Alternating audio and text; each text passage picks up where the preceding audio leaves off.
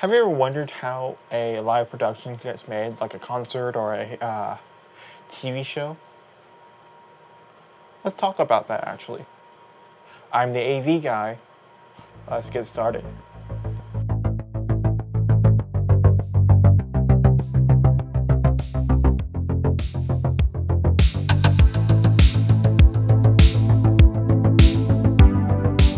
So to start off, we need to go down to where the actual live action takes place.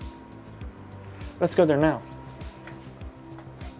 So this is our main camera. We have 3 other cameras here that are placed around the room that are PTZ cameras, and they're basically robotic cameras that we can control from upstairs. And so, but this is our main manned camera. And so the way cameras work is that light enters the lens, it gets focused onto the sensor. The sensor converts it into a digital signal that is then processed by the processor in the camera. Then the processor sends it out through a connection or a signal called SDI that gets then sent upstairs to our switcher and then gets combined with our audio. And speaking of audio, let's go talk about the audio desk for a minute. So this is our main sound desk. It receives audio from our analog inputs and converts it into digital signals that then gets sent out to our soundboard upstairs to be mixed for our live stream. This also mixes our sound for our house system as well. And so this is a glorified Windows PC actually. This runs actually Windows Vista. This system runs Windows Vista. It's really cool on how much this thing can do. So anyway, let's go ahead and go upstairs and talk about sound. Up there actually, too. We receive our audio from the soundboard downstairs through a protocol that I talked about in my last video called Dante.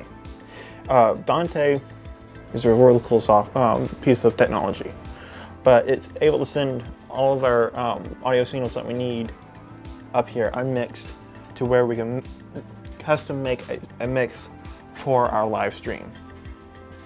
And so, yeah. And so from here, the mix gets sent over to our switcher, which I'll talk about next. Now, since we captured the audio and video, we need to send it somewhere to get it mixed and also output to your destination. And to do that, you use another audio mixer and also a video switcher. A video switcher is basically a bunch of effects engines inside a compact chassis. And so it takes in a certain resolution and input, and then basically displays that input until you tell it to switch. Then it takes both sources that your previous source and your source that you're switching to, and it figures out how to combine those live. And that's basically how live switching works. So once you embedded your audio and also mixed your video, you send it out to your sources. And let's go over there for that. So now, since we mixed our video, we have to send it to our sources. One source we have is our internal video system, which for us comprises of TVs and also our main projection system, which is this guy, which is a huge projector. It's designed for actual live events, and so it puts out a lot of light, about 45 lumens, or 45,000 lumens this guy puts out But enough about this. Let's go over to the other side where we actually output it to our stream. So while our video is being sent out, while our live video is being sent out via our house system, our projector and our TVs, we're also sending it out to the internet.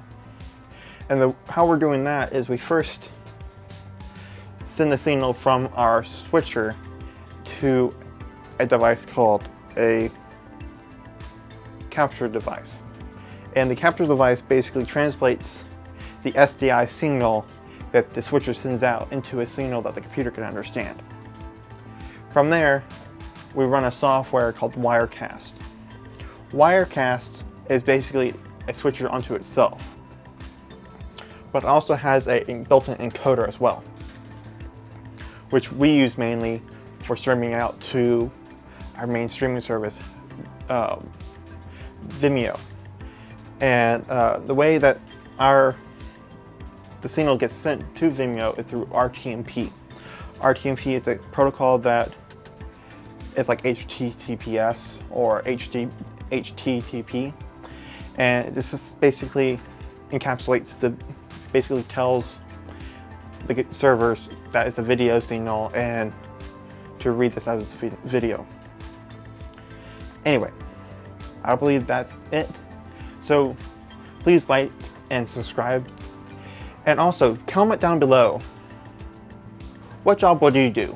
Would you be a cameraman, a sound engineer, a technical director who runs a switcher, or would you be a projectionist who runs the slides? Or even, I didn't even mention this, I don't think, or the lighting designer, or the lighting guy, as you want to call it. So thanks again, like and subscribe down below, and see you next time.